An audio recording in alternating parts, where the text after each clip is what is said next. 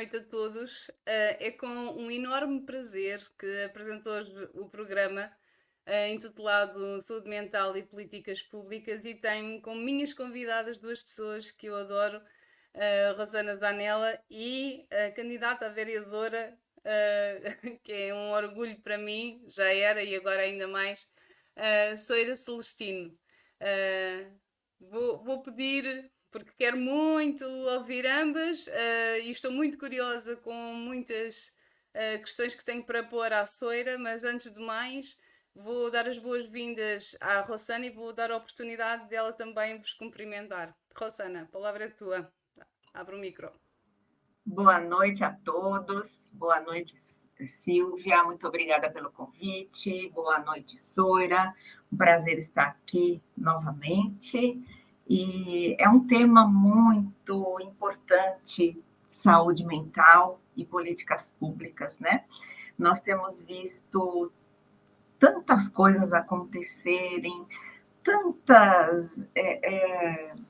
tantos fatos, tantos acontecimentos, sabendo que a saúde mental está tão deteriorada, eu acho que pelo mundo inteiro, precisando de tantos cuidados. E esse mês, que é o mês do Setembro Amarelo, aqui no Brasil é o Setembro Amarelo, e em Portugal também, Silvia? Também, ótimo. Então, tem várias campanhas sobre suicídio, e tem muita gente aproveitando dessa campanha para se autopromover também, para falar coisas. Até aqui em São Caetano ocorreu alguns fatos de um enfermeiro suicidar-se no banheiro de um hospital que ele trabalha, e teve gente que se aproveitou disso, ao invés de estar acolhendo a família, dando um suporte para essa família que deve estar tão necessitada de ser acolhida, né? E o que é que nós estamos fazendo de modo geral? Como é que nós podemos melhorar essa questão da saúde pública, essa questão da saúde mental? Como é que nós podemos envolver mais pessoas para cuidar da saúde mental, da saúde existencial, enfim, disso que nós chamamos de cuidar da nossa vida? Obrigada, Rossana. Vou passar então a palavra à Soeira e ser muito bem-vinda nesta loucura que têm sido as tuas últimas semanas, nem os últimos dias, as últimas semanas. Quero fazer um agradecimento especial por estares aqui, por me dares a oportunidade e nos dares a oportunidade a todos de explicares como é que foi essa aventura de ter sido convidada para te candidatares a vereadora e o que é que tu pretendes fazer com isso. Bom, Silvia, você colocou bem, né? É uma aventura para mim, porque é um fato, apesar, né? A Silvia e a Rosana, que já me conhecem, sabem que eu estou sempre me metendo numa série de assuntos, né? Mas muitos dos trabalhos que nós desenvolvemos, inclusive em conjunto, estão vinculados à sociedade civil, né? Às entidades privadas como um todo. Então, essa experiência dentro de um contexto público, político, enfim, é a minha primeira vez e é extremamente desafiador, por motivo, né, até de conhecimento de ambas também. Eu sou bastante reservada, eu gosto muito de trabalhar, mas essa coisa de ficar postando em redes sociais e ficar ali tentando a todo momento mostrar o que estou fazendo, enfim, é uma coisa que me gera um certo desconforto. Mas também há outras nuances dentro desse processo que eu tenho tomado conhecimento, algumas coisas que me deixam de forma agradavelmente surpresa, outras me deixam estarrecidas. Quando a Rosana fala, por exemplo, das pessoas usarem um tema como esse para fazer palanque, me desculpa, eu não consigo assimilar isso de uma forma muito boa. Eu estou de amarelo porque eu estive na Paulista, num evento que é organizado pela Selma Oliveira, que vocês também já tiveram oportunidade de em algum momento estarem juntas, né, por conta desse nosso projeto. Eu digo nosso porque é nosso mesmo, né, as portas estão sempre abertas para quem queira participar. E eu estou aqui com a camiseta do Charlie Brown, né, Charlie Brown e o Snoopy. Eu comprei essa camiseta há muito tempo atrás, eu nunca tinha usado essa camiseta. Eu falei, eu acho que vai ter algum momento que eu vou precisar usar. E por que que hoje é um momento tão significativo para mim? Porque quando nós falamos de prevenção ao suicídio, tem o Charlie Brown e o Snoopy ali, numa condição como essa, você precisa ter alguém do seu lado. E é exatamente quando você está num momento mais difícil é que as pessoas costumam se afastar porque rotulam você de N coisas. E hoje, particularmente, é um dia tremendamente difícil para mim. Eu achei tem se passado 5 anos que a Fernanda, que foi a minha pupila, né, uma das melhores profissionais que eu formei, ela partiu de uma forma abrupta, né, eu não quero usar o termo porque é muito difícil para mim. E hoje faz 5 anos que ela faleceu, e eu achei que eu conseguiria falar, chamar atenção para essa questão, sem me emocionar tanto. Eu não consegui, né? Eu entrei em choque de uma maneira que eu não imaginava que eu fosse entrar. Por sorte, eu estava ali no meio de psicólogas, né? A Neide, Regina, a Elaine Santos, que estavam ali junto com a Selma, né? Enfim, me acolheram ali, o Heroldo, que também estava lá, enfim, foi uma experiência, eu vou dizer para vocês, né, quando meu pai falava que a nossa mente é muito frágil, que uma das coisas mais importantes que nós temos é cuidar da nossa mente, hoje eu tive a prova disso, porque eu não imaginei que eu fosse entrar na crise de choro que eu tive, no estado de choque que eu fiquei, elas tiveram que me acolher, que me acalmar, enfim, isso estava há 5 anos ali. E é muito curioso quando nós falamos da somatização, eu já estou fazendo uma antecipação, tá, Silvia? Eu sei que era só para eu falar boa noite, enfim, mas quando nós falamos, né, tão insistentemente, Rosana, que trabalha com essa visão holística, a Silvia, que bate tantas vezes nessa tecla de nós estarmos somatizando doenças, gente, eu vou dizer uma coisa para vocês. A hora que eu comecei a chorar nesse processo que nem eu imaginava que tinha tudo isso aqui dentro, e não vou dizer que eu estou 100%, não. Eu até perdi o celular lá no meio da situação toda, enfim. O que eu posso dizer para vocês é que na hora, sabe quando você tem a sensação de que parece que sobe alguma coisa do seu estômago que estava ali?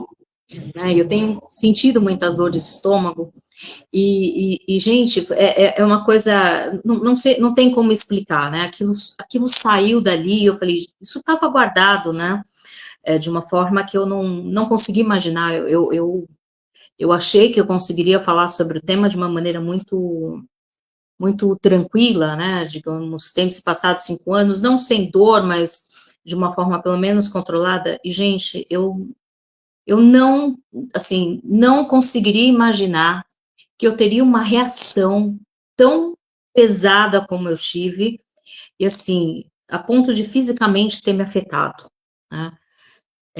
Então, quando a Rosana fala dessa questão, espero não começar a chorar de novo, mas quando a Rosana fala dessa questão de fazer palanque, gente, por favor, essa é uma questão muito séria, uma questão muito, muito, muito séria, sabe? Não é para você ir lá, subir, falar dos seus projetinhos e, olha, vote no meu número tal. Gente, não é essa a proposta. Eu acho que só quem viveu com uma série de dores, né, que a gente vai explorar, consegue entender a gravidade dessa situação. Porque, principalmente, quando a gente fala do suicídio, uma pessoa que entra nesse processo extremo, ela quer eliminar a dor que ela está sentindo, que é muito forte. Mas, em compensação, eu até escrevi essa semana para divulgar o evento lá da Selma, eu coloquei, né, que ela se lançou no ar e a gente ficou sem chão. E a gente tá, você fica sem chão até agora. Passaram-se 5 anos e eu achei que tinha, pelo menos, não, eu não administrei isso bem, né? Acho que ninguém administrou. E se é difícil, você sofrer o luto de alguém que acabou morrendo, enfim, por um processo natural, eu acho que é mais difícil ainda você ver uma pessoa que você conheceu sorrindo a vida inteira, e sempre alto astral, e sempre não sei o quê, e você pensar, a pessoa morreu jovem e num contexto assim. Então, Rosana, pegando o gancho do que você falou, e já passando a palavra para a Silvia, eu só queria pedir uma coisa. Não façam palanque com a dor dos outros, tá? Isso não é... Isso, apesar do comentário da Silvia aí, né, de ser dessa surpresa aí, que foi até, de certa forma, uma surpresa para mim também, essa condição de estar concorrendo, isso não é um palanque político, não, isso é uma coisa muito séria, que eu e a Silvia e a Rosana batemos na tecla. Silvia, por sinal, parabéns pelos nossos 2 anos, né, 2 anos que nós estamos aí com todos os nossos entraves, né, e com as nossas questões pessoais. Eu e a Silvia já fizemos o programa recebendo notícia de amigos falecidos, saindo do hospital, de todas as formas que vocês possam imaginar. E podendo contar com o apoio de mulheres incríveis também, de pessoas incríveis como a Rosana, que sempre nos apoia, sempre nos inspira, né, Silvia, da Andréia, do Paulo, enfim, nós temos uma rede de amigos, sabe, e eu acho que isso que vale a pena. Mas essa questão do ser vereadora, o ano passado, a Edna Goldoni me deu o privilégio de trabalhar, né, para um projeto de lei de sororidade que saiu dentro de um movimento que ela gerou, que é o Aliadas pela Sororidade. E isso foi uma coisa que me chamou muito a atenção, na possibilidade que nós, enquanto cidadãos, temos de propor projetos de lei. E a partir daquele momento, eu comecei a olhar outras situações das nossas vidas e até das nossas discussões, Rosana, Silvia, né, a Silvia, na maior parte dos programas, ela sempre toca num ponto de política pública, né, Silvia, acho que a Silvia é uma das mais, assim, dos pontos que eu acho que a Silvia fala mais é a questão do autoconhecimento, e ela sempre toca direto ou indiretamente em questões de política pública. Então, até por isso que ela falou, bom, vamos falar. Gente, é um dos assuntos preferidos da Silvia, tá? Políticas públicas. Então, eu acho que com essa possibilidade, eu acabei sendo incentivada por muitas pessoas, né, por conta de alguns projetos que eu pensei, e não são projetos aleatórios, né, que o pessoal usa também para fazer, olha, eu vou trabalhar, não, eu não vou ter esse discurso nunca, né, essa coisa de, eu até tive a oportunidade de estudar PNL, mas diferente de algumas pessoas aí, eu não vou usar PNL nos meus discursos, porque uma das coisas que eu acho que é mais importante no ser humano é a liberdade e a inteligência. Qualquer coisa que manipule isso é uma coisa das mais graves possíveis, né? Então, eu não vou usar esse tipo de discurso, mas a minha principal, que principalmente me motivou foi essa possibilidade de poder apresentar esses projetos para serem votados, né? Eu não estou entrando aí com falatóriozinho, eu não sei o que é.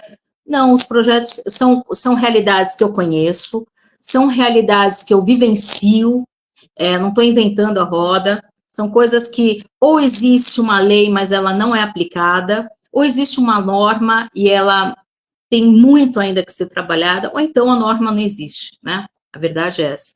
E nós temos aqui no Brasil, Silvia, uma dificuldade muito grande, que as leis até que existem, o único problema é que elas não são aplicadas, ou são muito parcas. Então, essa foi a minha principal motivação, não é? Eu vi uma pessoa que veio fazer uma piadinha, né? Então, não, porque salário, não sei o que, é bom. Eu falei, bom, eu trabalho numa área que envolve intermediação de negócios, eu trabalho na área tributária, que o pessoal brinca aqui no Brasil, né, fala que é a área do pessoal, né, mais da nata, né, enfim, eu acho que eu não teria que estar me preocupando com essa questão, né, Porque, por exemplo, eu posso fazer um trabalho de honorários de sucesso que eu vou demorar um ano para receber, né? Mas no momento em que esse negócio acontece, eu consigo me salvaguardar. Então, mas o que eu tenho visto de uma forma geral, Silvia, e acho que você vai não dar tanto spoiler, eu acho que tem me causado muitas surpresas, muitas. Silvia, eu vou passar a palavra para você, eu agradeço já a sessão de terapia com as duas psicólogas aqui, presentes. Muito obrigada, Silvia e Rosana, por estarem comigo nisso também. Olha, Sara, eu acho que só quem não conhecer o teu percurso e quem não tiver mínimo cuidado em saber o que é que tu já fazes tanto voluntariamente, sem esperar nada em troca, é que pode sequer fazer uma referência dessas, não é? Portanto, isso é logo uma demonstração de ignorância.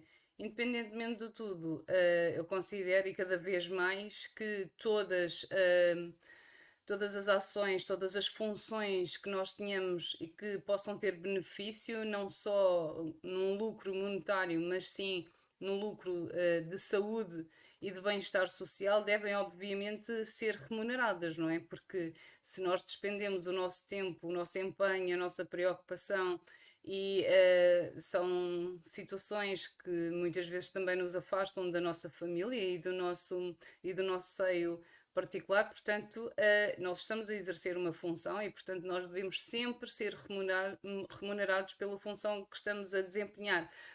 Convidamos sempre, eu costumo fazer isso, convido sempre a quem quiser, está à vontade para vir e fazer melhor.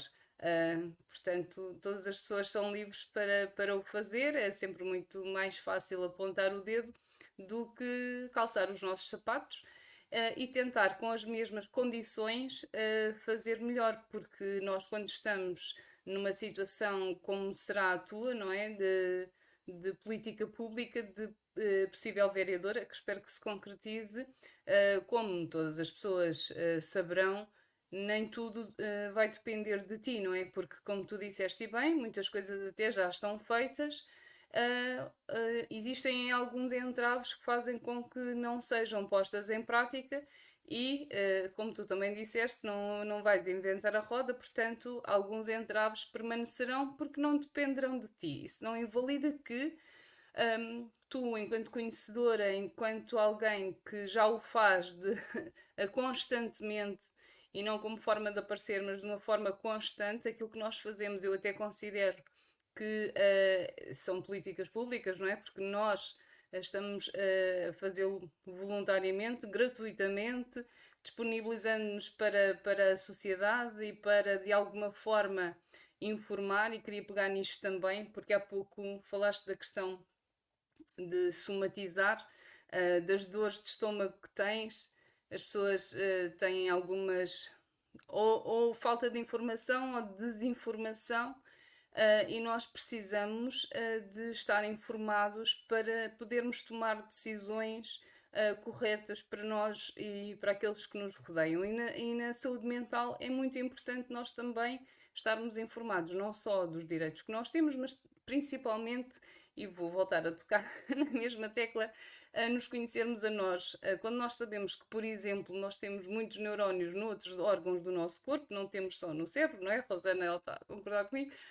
Nós sabemos que quando não temos respostas suficientes, porque já estamos a sobrecarregar os neurónios do nosso cérebro, nós vamos buscá-los a outros pontos do nosso corpo e normalmente vamos buscar onde há mais reservas de neurónios, que a seguir ao cérebro é o nosso estômago. Por isso é que normalmente nós temos, em termos digestivos, uma resposta muito direta na nossa situação, no nosso estado de humor. Há logo uma associação muito direta e é isso que acontece. E nós precisamos efetivamente de nos conhecer, saber o que é que está a acontecer connosco, com o nosso corpo, para conseguirmos identificar e pedir ajuda, não é? E resolver aquilo que se está a passar, para não haver uma confusão de acharmos que é outra coisa qualquer que não seja a saúde mental. Obviamente que fico muito triste que as coisas tenham agudizado e bastante nos últimos anos e não querendo me repetir, mas repetindo muito à conta da pandemia, porque a pandemia obrigou-nos a ir buscar todas as reservas que nós tínhamos a nível mental, não é?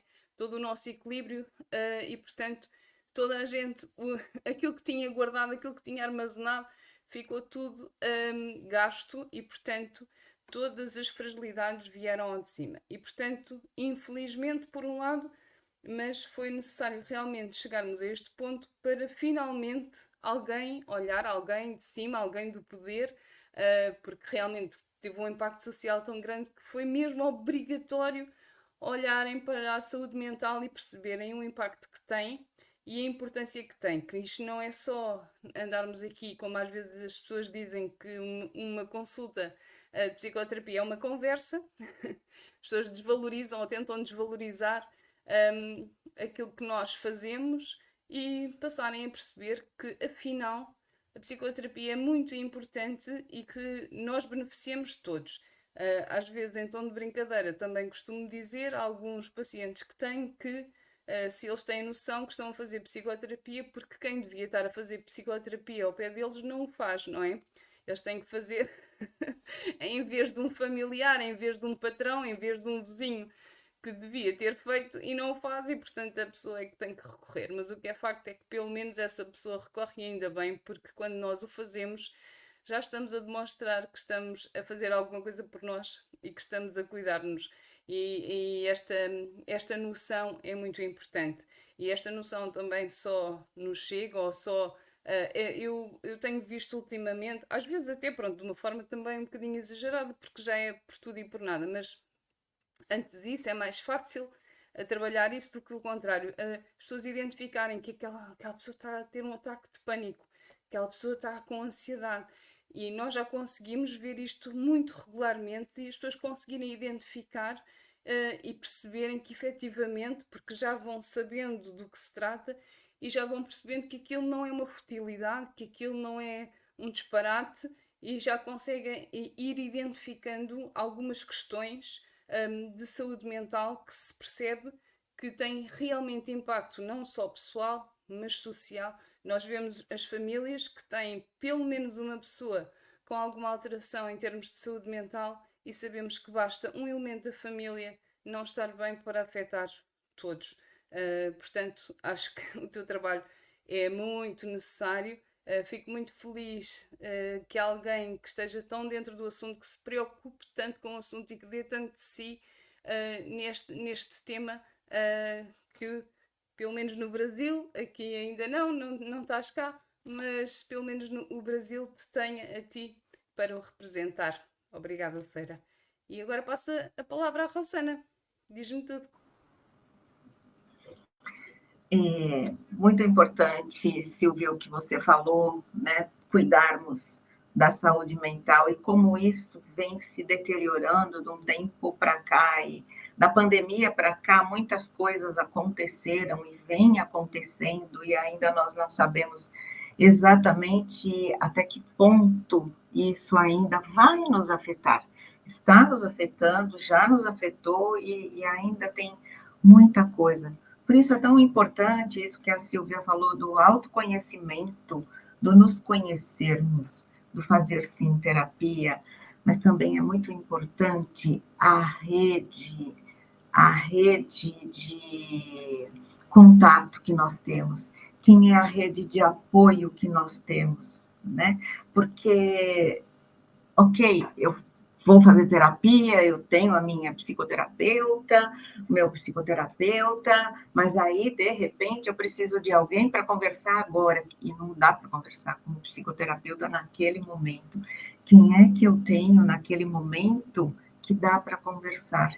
Por isso é tão importante quando a gente recebe um cliente de psicoterapia, e principalmente se nós vermos que existe um certo risco de integridade à sua própria vida, fazer quem são as pessoas que você pode confiar, quem você pode contar na sua vida. E ainda que a pessoa fala, ninguém, é importante a gente saber, ninguém, então é você, nesse momento, que é o mais importante.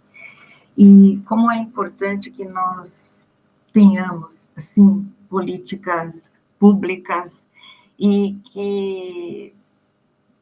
que nós possamos ter algumas pessoas como a Soira, que tão interessada nesse assunto, é tão interessada que tem um programa junto da Silvia, né, que é psicóloga, e a Soira não é, mas praticamente, olha, Soira, faça psicologia também, porque você vai estar muito perto da gente, e vamos fazer um grupo aí de pessoas, e o que nós pudermos auxiliar nos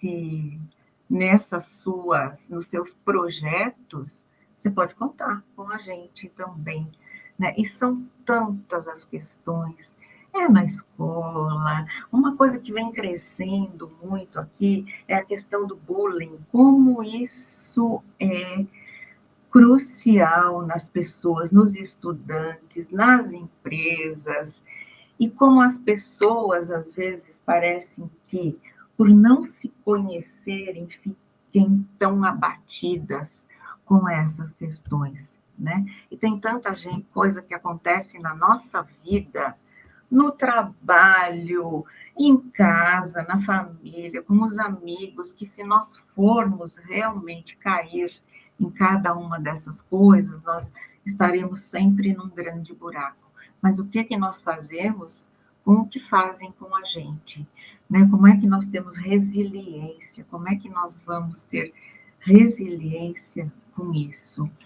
E a coisa que você falou, Soira, não façam palanque de coisas tão sérias, eu também sou totalmente a favor. Vamos cuidar das pessoas e não fazer palanque de coisas tão difíceis. Vamos ajudar, vamos ver como é que nós podemos contribuir com tantas questões, né? Estamos no Setembro Amarelo e sabemos, eu tenho uma amiga que ela é suicidologista, ou seja, uma pessoa que estuda sobre suicídio, que é a Karina Fukumitsu, e ela diz que dentre as leituras dela, ela se refere ao Schneiderman, que diz que o suicídio é uma solução definitiva para um problema temporário. Então, nós temos que cuidar desses problemas temporários com as pessoas que estão passando e que para elas são difíceis e parece que não tem solução. E tem coisas que não tem solução mesmo. Tem coisas que não tem. E nós temos que lidar com isso, aprender a lidar com isso. E o que nós podemos fazer a esse favor? Agora eu vou passar para alguém aí. Obrigada, Rossana. É isso mesmo, não é? É mesmo muito importante as pessoas perceberem que nós não podemos ter a nossa saúde mental no limite. Há muitas coisas que nós não podemos fazer, nós não podemos antecipar tudo aquilo que se irá passar na nossa vida, isso é impossível. Mas se há alguma coisa que nós podemos fazer e que é importante as pessoas perceberem, é que nós não podemos nunca permitir-nos chegar ao limite, porque estamos a colocar-nos precisamente numa posição em que, acontecendo mais alguma coisa, por mais ligeira que seja, nós deixamos de ter resposta. E é aí que efetivamente entra muitas vezes o suicídio como a única resposta possível, ou aos olhos de quem está a passar a situação, é efetivamente a única forma de pôr fim ao sofrimento. Eu falo sempre muitas vezes nisso, eu também estudei muito e continuo a estudar, tenho algumas especializações em suicídio, e efetivamente tento passar essa informação. Existem muitos mitos, fiz inclusivamente um programa sobre isso, sobre os mitos que existem à volta do suicídio. É um tema que, tal como a morte num outro sentido, mas é sempre um tema do qual não se gosta de falar, porque há a sensação para a maioria das pessoas que, quando nós falamos de uma situação negativa, sobretudo o suicídio e a morte, é quase como se nos aproximássemos dessa ideia, é como se dessemos essa ideia a alguém como resposta para o fazer, sendo que o mais importante é nós sabermos o que é que se está a passar e, principalmente para a maioria das pessoas, conseguir identificar os sinais, conseguir perceber, se bem que não é fácil, é bastante complicado. A Soira falou inclusivamente da amiga que estava sempre sorridente, não é? e que tentam até à última esconder aquilo que se passa consigo, mas se nós estivermos atentos e eventualmente, pelo menos se nós tivermos informação, se nos preocuparmos em perceber o outro, eventualmente conseguimos perceber que está em sofrimento e conseguimos estender a mão, e esse gesto pode ser o suficiente para alterar um fim, não é? Alguém que está num sofrimento extremo perceber que pode ter ali um ponto de apoio, ou pode ter ali alguém que lhe dê uma outra visão sobre aquilo que está a acontecer, pode ser o suficiente para não ter que tomar aquela decisão. E este mês, sobretudo, é um mês extremamente importante porque se ressalva realmente a prevenção do suicídio. E volto a dizer, se há alguma coisa que nós possamos fazer, é efetivamente cuidarmos de cada um de nós, olharmos obviamente para os outros, mas se calhar também fazer um ponto de reflexão connosco próprios, às vezes, e eu sinto muito isto com a Sora, e agora um pequeno à parte, porque isto é uma questão mais particular, e vais-me perdoar, Sora, mas às vezes sinto que dás muito de ti aos outros. Não sei se te dás o tempo todo que deverias dar a ti própria, porque precisas também de te cuidar, de te mimar, e nós todos precisamos de o fazer, até porque é a melhor maneira que nós temos de cuidar dos outros e de saber olhar para os outros, não é? É nós também estando bem, mas claro que percebo que é com a melhor das intenções. Antes que a conversa se estenda, vou só fazer um apelo antes de terminarmos. Estamos no mês de setembro, no mês de prevenção do suicídio. No entanto, dia 10 de outubro, isto passa a correr, portanto parece que ainda falta muito, mas não. Dia 10 de outubro é o dia em que se comemora a saúde mental a nível mundial. Nós já o ano passado fizemos aqui um programa estrondoso, foi espetacular, tivemos muitos convidados, e aproveito já para lançar o convite a quem quiser. Vamos fazer um programa ainda mais bombástico, portanto convido todas as pessoas que queiram intervir nesse dia. Nós teremos todo o gosto de as ter e de as mostrar, não é? E de serem protagonistas tal e qual como nós somos, para darem a sua opinião, para colocarem questões e para fazerem parte, porque todos nós precisamos de nos preocupar com a saúde mental. Agora a palavra é tua, Sora.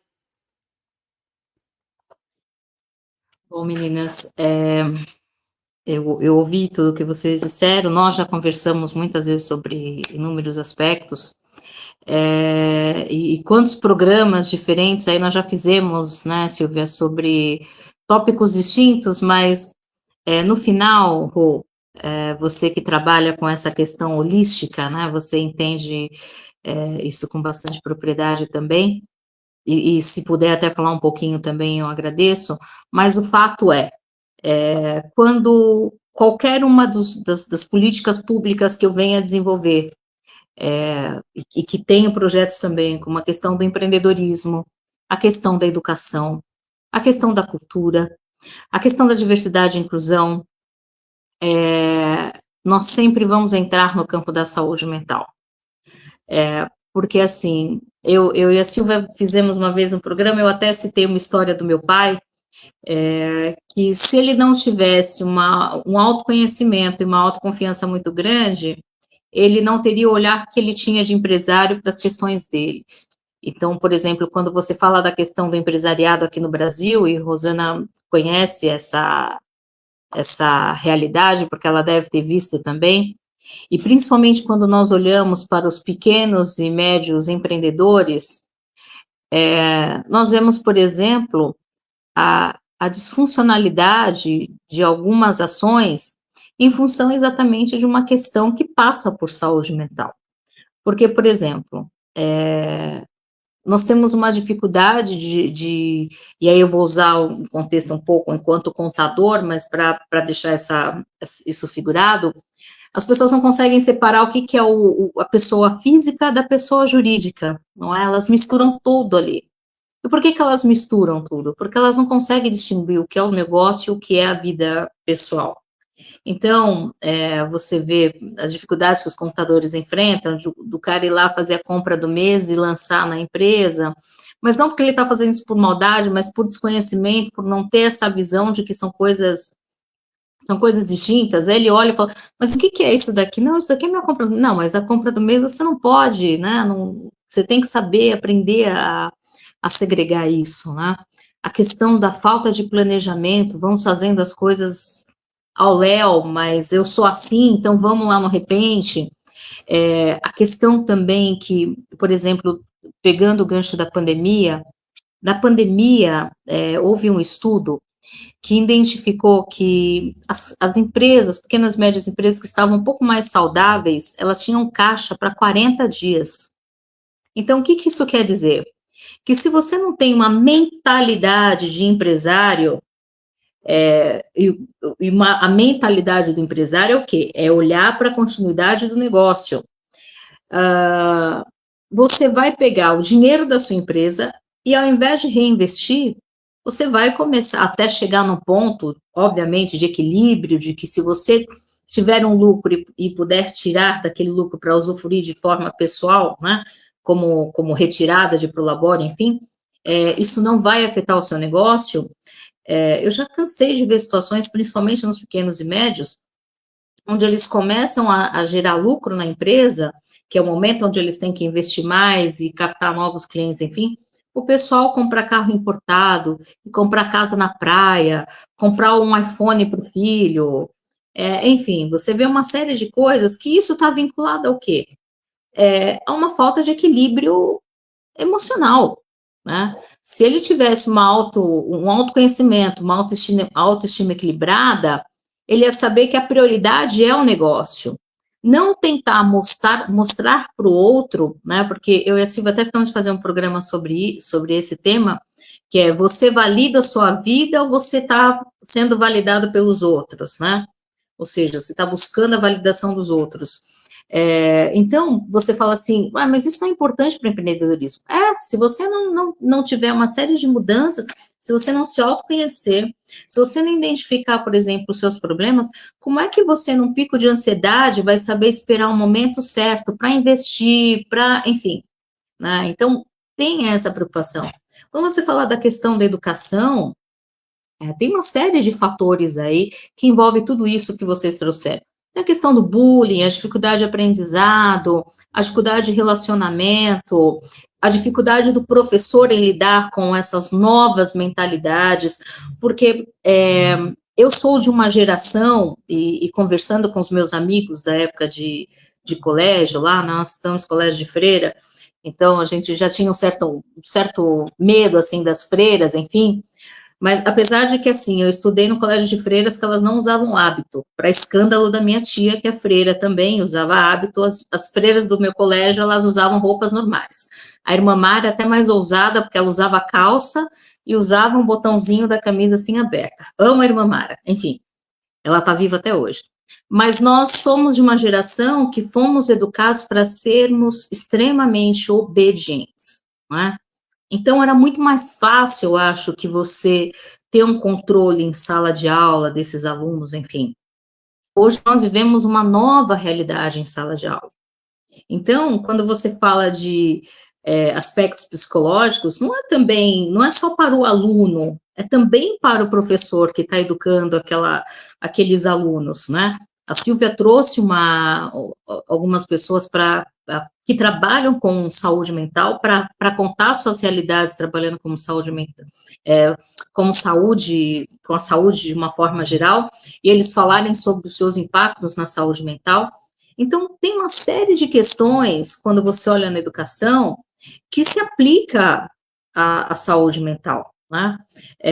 E aí, eu queria que Silvia e Rosana, vocês me desculpassem pelo comentário que eu vou fazer agora, mas eu acho que assim, né? Você comentou, Rosana, que você tem uma amiga que ela tem um conhecimento específico num determinado segmento, que é essas questões que envolvem suicídio. A Silvia também disse que está buscando uma série de especializações sobre o assunto. Eu sei que vocês duas são duas estudiosas, então vocês estão sempre estudando uma série de coisas, mas o que eu gostaria de salientar para os profissionais da psicologia é que a função de vocês, eu hoje considero como uma das mais primordiais, né? O papel hoje do psicólogo na sociedade, na verdade, sempre deveria ter sido, né? Mas existe todo um estigma em torno da profissão, que é o psicólogo e psiquiatra são para pessoas loucas. E eu vou pegar uma frase do Caetano que eu acho muito fantástico, de perto ninguém é normal, né? Então, eu acho que é importante valorizar a profissão desses profissionais e, principalmente, eu gostaria de chamar a atenção para aqueles profissionais que existem em todas as áreas que acham que basta pegar o canudo e você já se tornou habilitado, não é? Você precisa de muita literatura, você precisa de muitas horas de estudo, você precisa partilhar com os outros colegas, isso é uma prática que eu observo na Rosana e na Silvia, no Paulo, na Andréia, eles estão sempre trocando informações, eles estão sempre conversando, eles estão sempre em grupos ali, a Rosana que forma o pessoal em faculdade também, a Silvia que também dá formação, elas têm essa preocupação em discutir, inclusive com seus grupos e sair dali também com as observações, e por que eu estou dizendo isso, né? Nós temos uma dificuldade muito grande de diagnósticos, e eu quero trazer uma situação pessoal. Meu irmão caçula, e é muito curioso esses insights que nós vamos tendo, né? Eu lembro do meu irmão caçula ser um bebê enorme, loiro, eu falava, mãe, a senhora trocou esse menino na maternidade, né? Mas, óbvio, ele puxou pro avô, meu irmão caçula nasceu com 4,5 kg, sorte da minha mãe que ela fez cesariana. Então, era um bebê grande e um bebê sério. Eu falei, esse menino realmente deve ser descendente de alemão, porque não é possível. Ele não era uma criança que sorria, ele não era uma criança que, diferente dos outros 2 irmãos, né, que se relacionava, enfim, ele era quieto, fechado. Eu me recordo de uma coisa que me marcou muito. Um dia, minha irmã, que é muito brincalhona, foi fazer uma brincadeira com as mãozinhas dele e tal, uma coisa que qualquer criança, se fosse do meio dos meus irmãos, ele se jogava para trás dando risada. Meu irmão parou e começou a chorar. Ele ficou olhando para o fixo e começou a chorar. Então, eu lembro do Rodrigo, que ele começou a minha memória do Rodrigo é assim, aos 2 anos que eu comecei a vê-lo rir mais, começar a se comunicar mais, se inteirar mais. E como meu pai sempre foi mais tagarela e mais interativo do que eu, e o Rodrigo tinha muito meu pai como referência, se meu pai chegasse em casa e minha mãe não deixasse ele ir com meu pai para algum lugar, parecia que ela estava matando ele dentro de casa, tamanho escândalo que ele fazia. Era uma coisa assim que ela achava, mas nós não entendíamos, né? Fora as outras rotinas com comida, umas coisas que a gente fala assim, isso é frescura de filho caçula, não é? Mas o que acontece? Algumas dificuldades na escola que ele começou a apresentar, minha mãe levou no psicólogo para ver se tinha não descobriram que ele tinha, mas o Rodrigo começou a ter como é que eu vou dizer, um estopim dessa situação quando meu pai morreu.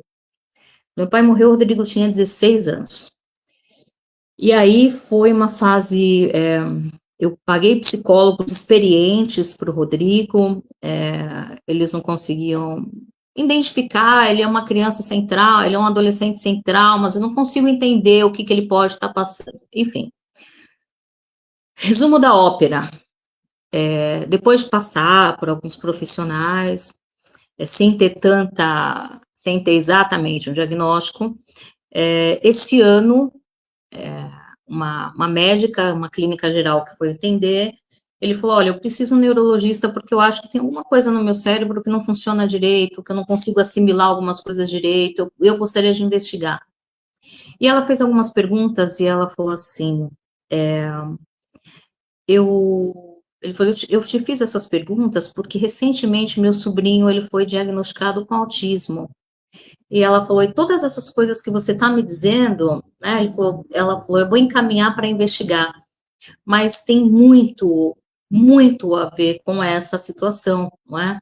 Então, nós vamos investigar você vai falar com um psicólogo para ter o diagnóstico, mas veja, meu irmão caçula está com 35 anos, ele viveu 35 anos com essa condição, e uma coisa que eu achei muito curiosa, a partir do momento em que ele teve alguma perspectiva de diagnóstico, meu irmão ficou mais relaxado, porque ele ficava tenso, né, porque eu acho que quem está nessa situação, ele fica tentando entender.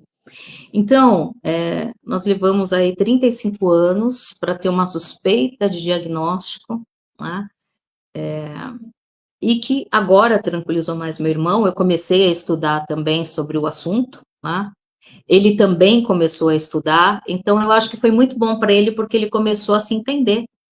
Eu vou dar até um exemplo de uma coisa que parece muito estranha, porque, por exemplo, ele só come em casa, minha mãe tem que preparar a comida dele, ela separa a comida dele, se vamos almoçar todos juntos, por exemplo, nós sentamos a uma certa distância dele, ela primeiro tem que servir o prato dele e colocar na mesa, depois servir qualquer outra pessoa. Se ela colocar o prato e servir outra pessoa primeiro, antes dele, ele não come. Então, ele vai na casa de outra pessoa, ele não come. Então, não é porque ele não quer, ele tem uma trava, né? Se você fizer um churrasco, ele vai comer. Então, assim, na cabeça dele também deve ser muito difícil assimilar essas coisas.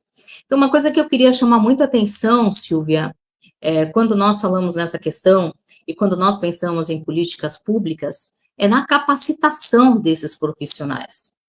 Porque os temas que vocês estão tratando hoje em dia são temas muito graves, muito graves.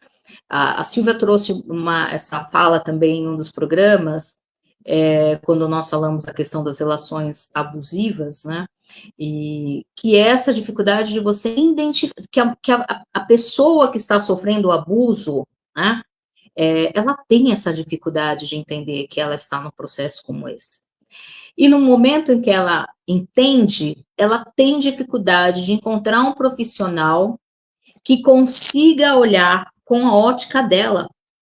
Porque, por exemplo, eu vou pegar um exemplo para ficar mais fácil, que é uma relação conjugal. Se um dos lados é o abusador, se eles forem fazer uma terapia de casal, é bem mais provável que, se a psicóloga ou o psicólogo não tiver conhecimento de como é a dinâmica dessas relações, a vítima ainda saia sendo culpabilizada novamente. Então, eu tenho uma série de coisas já pensadas a respeito de políticas para a saúde mental, pelas muitas conversas que eu já tive com a Silvia, pelas conversas que eu já tive com a Rô também, de coisas que eu já acompanhei, e o fato é, nós precisamos qualificar esses profissionais.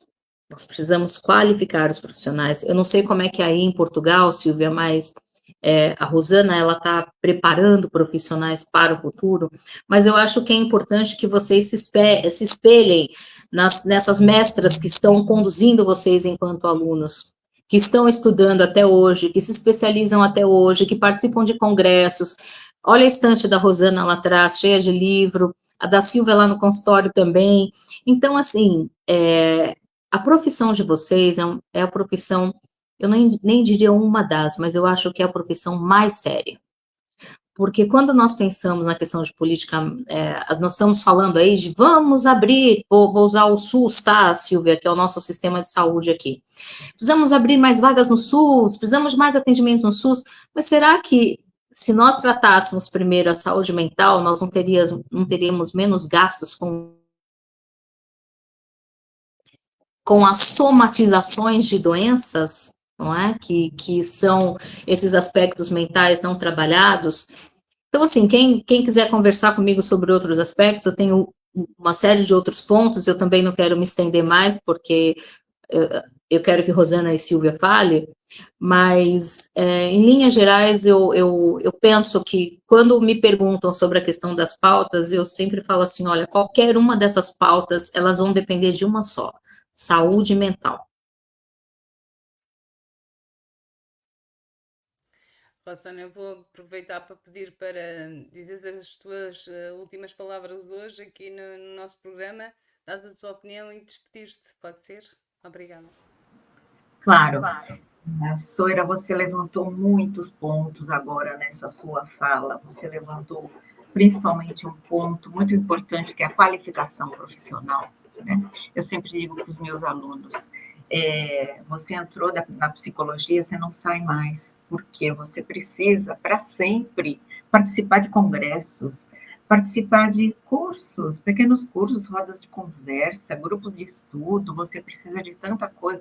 Eu coloco 4 pilares na formação do psicólogo: um é a teoria, outra é a prática, outra é a supervisão dessa prática e outra é a sua própria terapia, e aí vai mais um monte de outras coisas, né? E quando você fala a questão de diagnósticos, de fato, como mudou de um tempo para cá, existem profissionais mais qualificados e, de repente, até eu, hoje em dia, atendendo pessoas, eu lembro de alguns pacientes lá de 40 anos atrás. Nossa, essa pessoa talvez tivesse TEA, talvez fosse do espectro autista, mas a gente não tinha ainda essa habilidade, nós não tínhamos essa especificidade que os neuropsicólogos têm, por exemplo.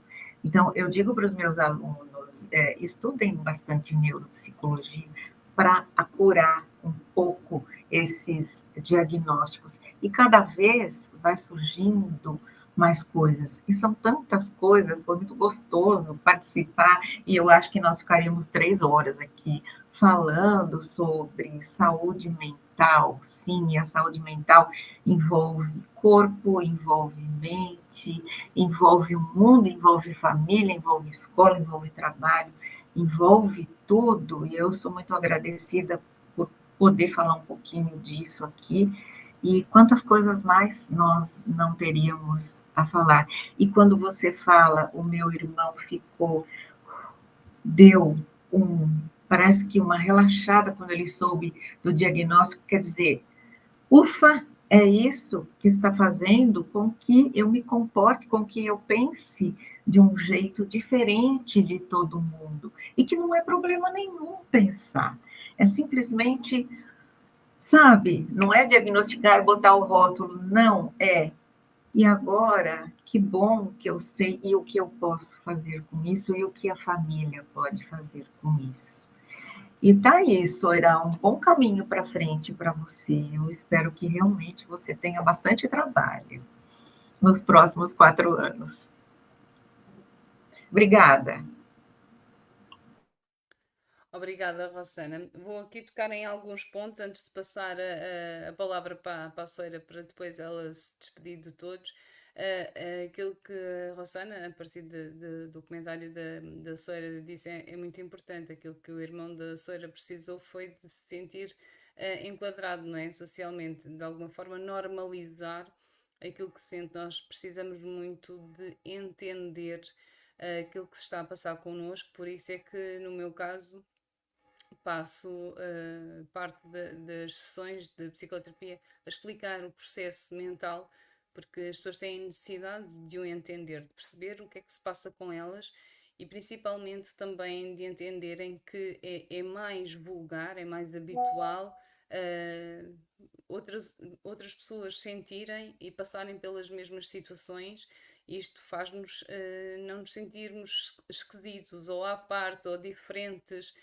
Depois também permite que consigamos, a partir do momento que saibamos o que é que se está a passar connosco, saber o que é que podemos fazer com isso, não é? De que maneira é que nós podemos lidar e, eventualmente, não só, claro, no caso do irmão da Soira, mas muitas outras pessoas, também transmitirmos a quem está à nossa volta para que os outros também saibam lidar connosco, para que também nos saibam pôr em primeiro lugar, também nos sirvam a comida em primeiro lugar, também percebam que nós temos determinadas características, que eu digo sempre isto, não é? Porque eu acho mesmo de verdade que nós não temos defeitos, nós temos características que podem ser mais ou menos penalizadoras consoante a forma como nós conseguimos lidar com elas.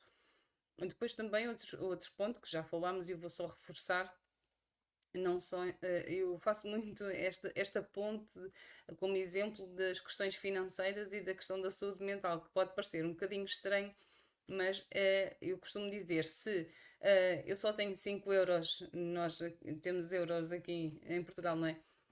Se eu só tenho 5 euros na carteira e vou comprar uma coisa e ela custa 6 euros, eu não consigo lá chegar, porque é mais do que aquilo que eu tenho. Mas se eu estiver numa outra fase em que eu tenho a carteira cheia de dinheiro, que eu tenho 50 euros na carteira, aqueles 6 euros efetivamente não são nada, não é? É uma coisa super barata. Então vai sempre depender do dinheiro que eu tenho na carteira, da mesma forma que vai depender do reforço mental, da estrutura, do equilíbrio mental que eu tenho naquele momento. Se pode até não ser um estímulo negativo muito forte, mas se naquele momento eu não tenho a minha carteira, não é, mental preenchida, para mim eu não vou conseguir lá chegar, eu não vou ter capacidade de resposta. E eu preciso muito disso, da mesma forma que as empresas precisaram de ter algo, não é? Algum dinheiro de reserva para conseguirem fazer face à situação da pandemia, como outras situações que acontecem, adversas. Nós também precisamos de ter algum fundo de reserva em termos mentais para conseguirmos lidar com as adversidades, não é? Porque é isso é que faz com que às vezes as pessoas dizem, mas isto até nem é nada de especial, porque é que eu me sinto assim? Eu nem sei porque é que me sinto assim. Precisamente porque não foi a intensidade do estímulo, não foi a força do estímulo, mas sim a altura, as circunstâncias em que ele aconteceu na vida da pessoa. E provavelmente aconteceu numa altura da vida em que a pessoa não tinha capacidade de resposta. E é isso que faz e pode fazer toda a diferença. Depois, outro aspecto que me parece importante, e depois terei a oportunidade de perguntar à Soeira se esses são alguns dos temas que irá trabalhar, mas que me parece a mim que são basilares. Há muitos, nós falámos aqui, a Rossana inclusivamente disse com toda a razão que nós poderíamos falar durante horas, acho que não eram 3 horas, acho que eram muitas horas, não é? Mas há dois aspectos que me parecem basilares. Um deles é aquilo que já falei em termos da informação. Como falaste também relativamente ao teu irmão, Sara, quando as pessoas sabem o que é que se passa com elas e o que é que podem fazer e também onde é que podem recorrer, se eu souber que se tiver um surto, que se tiver uma crise de ansiedade, que se tiver necessidade de um medicamento, eu 24 horas por dia eu posso recorrer a um determinado sítio, eu posso até não precisar. Mas o facto de saber que existe já me vai tranquilizar, não é? Eu posso não poder fazer nada com a minha condição mental, mas se eu souber o que é que eu tenho, o que é que se passa comigo, o que é que eu estou a sentir e porque é que eu estou a sentir, só isso já me tranquiliza. E portanto, a mim parece-me que passar esta informação, não é? Informar as pessoas e ter um sítio onde elas possam recorrer se efetivamente necessitarem. Eu penso, por exemplo, em alguém que tenha uma crise de ansiedade às 4 da manhã, não é? Pode recorrer, obviamente, ao hospital, às urgências. De recorrer a um hospital até ser atendida, vamos só pensar no compasso de espera, não é? Primeiro vai ser desvalorizado assim que lá chegar, não é? Pronto. A primeira coisa. Depois vão fazer toda a espécie de testes, se a pessoa estiver com dores de estômago, como estavas a falar, ou se estiver realmente com outro tipo de sintoma, vão fazer todos os testes e vai ser muito difícil que o diagnóstico seja de crise de ansiedade. Se bem que, concordando com a Rosana, este diagnóstico está cada vez melhor, cada vez se consegue fazer melhor, até mesmo em contexto hospitalar, até mesmo a nível de medicina, já se consegue mais rapidamente identificar as questões psicológicas que eram realmente postas sempre de parte, não é? Eram sempre priorizadas outras questões e cada vez mais já se vai dando atenção, mas preocupa-me qualquer outro tipo, até mesmo um surto a outro nível, né, de bipolaridade ou de esquizofrenia, o que quer que seja, o compasso de espera entre realmente a pessoa demonstrar que está com algum sintoma até ser atendida, até ser tranquilizada, não é? E muitas vezes nós sabemos que as próprias pessoas não sabem onde é que devem recorrer. Se acontecer alguma coisa, onde é que eu devo recorrer? Não querendo entrar muito aqui na especificidade portuguesa, mas sabemos só assim um pequenino, para vocês terem uma noção, as listas de espera aqui, por exemplo, na região onde eu vivo, para uma consulta de psicologia no centro de saúde, demora até 8 meses, e a segunda demora outros 8 meses. Portanto, para vocês terem uma noção, não é? Da dificuldade que é ter acompanhamento psicológico, mesmo que a pessoa admita, mesmo que a pessoa tenha a capacidade de ir à procura. Portanto, é mesmo muito difícil. Penso que esta seria uma resposta a pensar. E a segunda e última que vou deixar no ar é precisamente pensarem nos profissionais de saúde, não só os psicólogos, porque nós precisamos de apoio, nós precisamos de ajuda, nós precisamos que não nos olhem de lado quando nós dizemos: mas eu também faço psicoterapia, mas eu também cuido de mim, porque eu preciso de estar bem. Eu às vezes preciso de parar, porque eu percebo que eu não estou bem para fazer o meu trabalho e para conseguir fazer uma boa prestação do meu serviço. E as pessoas acham que nós, e a Rosana com certeza que se identificará, que é estranho quando nós choramos e é estranho quando nós estamos tristes. Então tu não sabes lidar com isso, tu és psicóloga, tu não sabes lidar com isso. Então, mas tu levantaste a voz, mas estás enervada, então, mas tu és psicóloga, não é? E seria importante que as pessoas pensassem que, antes disto tudo, apesar de já ser uma ligação, mas nós somos seres humanos, e que se calhar em algumas alturas da nossa vida nós também não estamos a ter o apoio necessário, inclusivamente das políticas públicas, para que consigamos fazer o nosso trabalho da melhor forma. Nós precisamos de trabalhar muito, pelo menos eu só posso falar por mim, e aqui em Portugal, Rosana, eu preciso de trabalhar muito para ter um ordenado decente. Preciso trabalhar muitas horas para ter um ordenado decente, e percebo que às vezes tenho esta necessidade de gerir até que ponto é que eu estou realmente a ser útil, não é? Porque a partir de determinada altura eu já, com certeza que já não conseguirei fazer um bom trabalho. Eu, se tiver que fazer como outro profissional qualquer, atenção, se eu estiver ao fim de 14 horas a fazer aquele trabalho, provavelmente eu, a partir daquela altura, eu já não estarei a ser uma boa profissional. No entanto, as minhas políticas públicas obrigam-me a fazê-lo para conseguir sobreviver e para conseguir ser uma cidadã que cumpra os seus deveres. E portanto, isso também é importante, e começamos por aí, não é? Pela necessidade de remuneração, pela necessidade de sermos recompensados pelo trabalho que fazemos, de sermos valorizados, pela necessidade que a sociedade tem dos nossos serviços. E agora, só uma última parte, não só os psicólogos, mas todos os profissionais, não só de saúde, mas todas as pessoas que lidam com pessoas, não é? Nós falamos aqui dos professores e podemos falar, por exemplo, do atendimento ao público, que é uma das profissões de maior desgaste, de lidar com o público, e seria mesmo muito importante que essas pessoas fossem cuidadas e que tivessem acesso e tivessem direito a terem saúde e pudessem recorrer, e que houvessem então políticas públicas nesse sentido. Soeira, vou-te deixar a última palavra para te despedires de todos. Da minha parte, um grande beijinho e até breve. Bom, meninas, eu quero dizer que, Silvia, em primeiro lugar, eu queria agradecer a sua provocação, não é? Sem essa provocação, nós não estaríamos falando aqui, porque ela falou: não, eu quero que nós falemos de políticas públicas. Eu acho que isso é importante, e ter confiado em mim e na Rosana para tratar desse tema, nesse momento que também é muito relevante para mim tratar dessas questões. Como o pessoal que nos acompanha sabe, a Rosana que me conhece, a Silvia também, meu pai sempre foi uma referência muito forte para mim.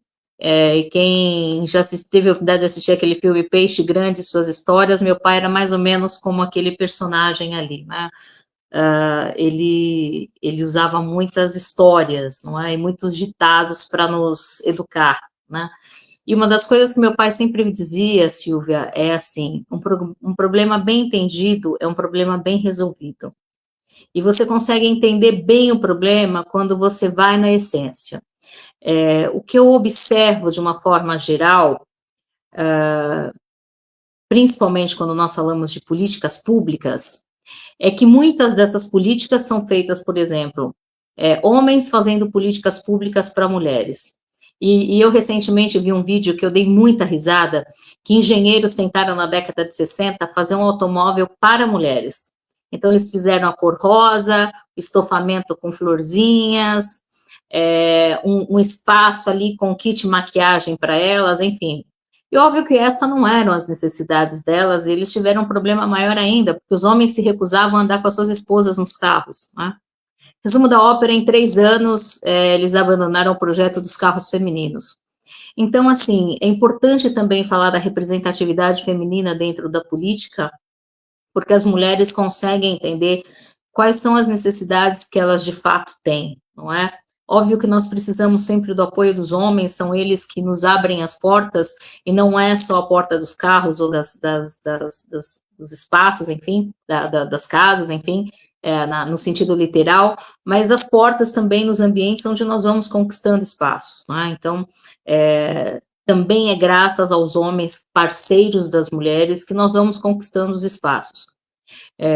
Então, Silvia, eu penso que dentro desse conceito de políticas públicas é importante ter mulheres representando as mulheres e desenvolvendo políticas públicas para mulheres.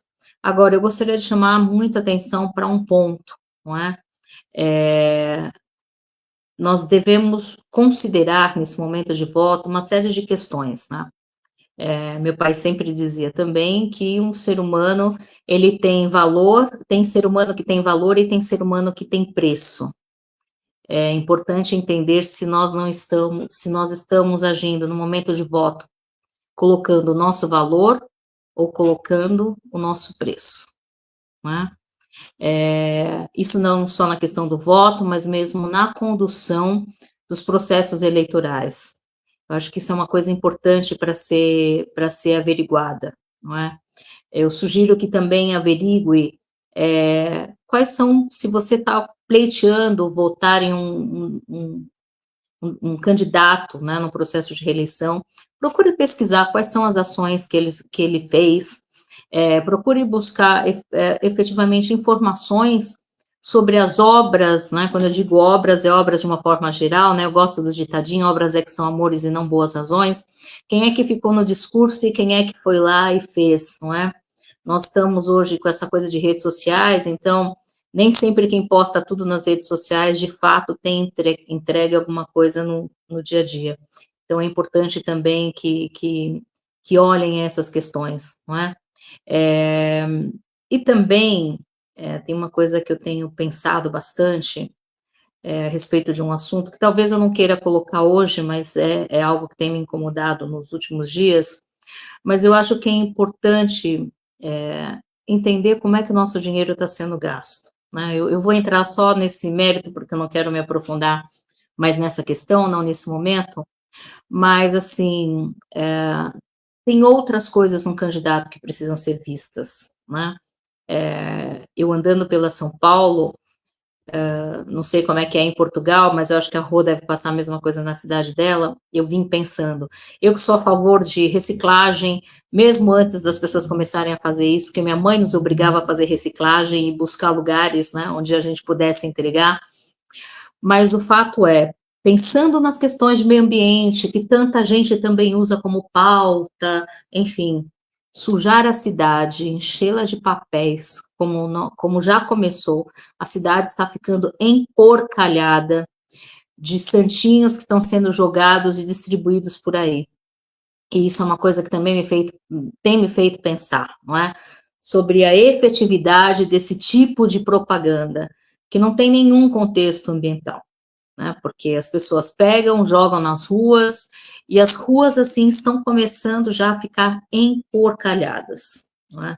Eu acho que nós temos que rever uma série de coisas, mas eu queria deixar algumas dessas observações. Lembre-se, né? Você quer ser uma pessoa de valor ou você quer determinar um preço para você?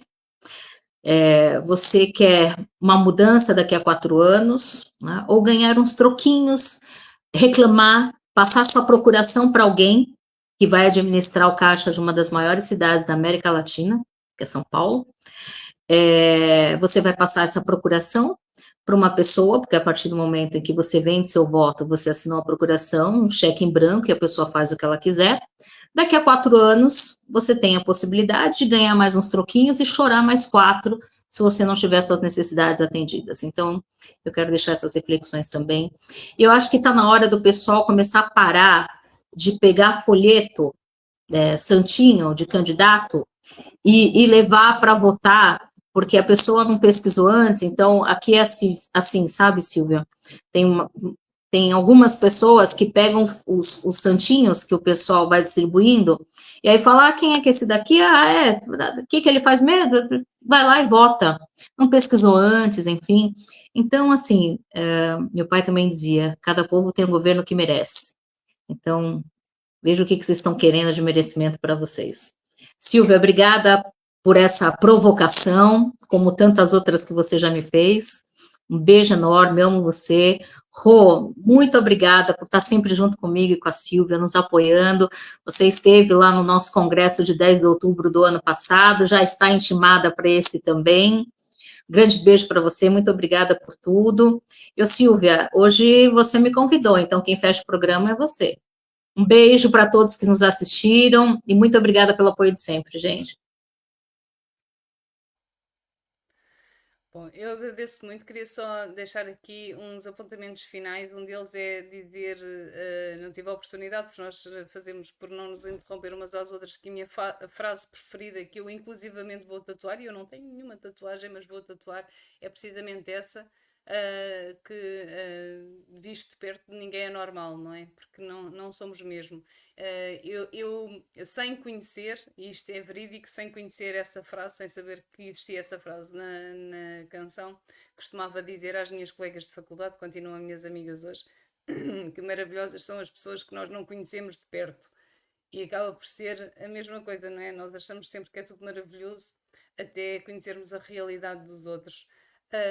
Deixar um apontamento final um bocadinho mais sério, que tem a ver com o facto de grande parte das pessoas, sobretudo aquelas, eu não gosto de usar a palavra ignorantes, mas talvez use a palavra desinteressadas, ou aquelas que lá está, que passam a procuração e que não se preocupam com aquilo que irá acontecer.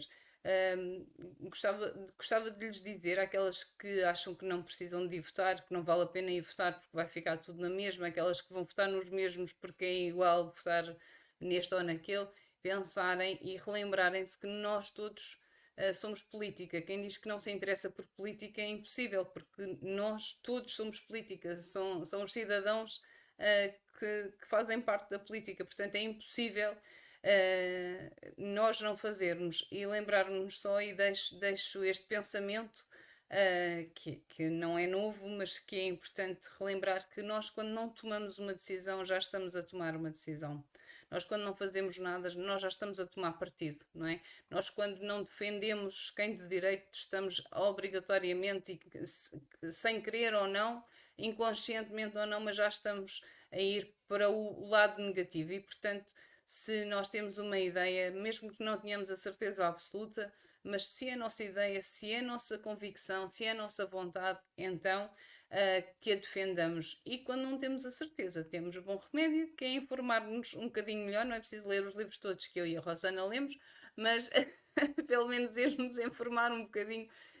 Acho que isso é muito importante, despender um bocadinho de tempo antes de votarmos, ter um bocadinho, pelo menos, de conhecimento da pessoa que nos vai representar, e que essa tomada de decisão não seja só pelo Photoshop, pela forma como a pessoa ficou bonitinha na fotografia.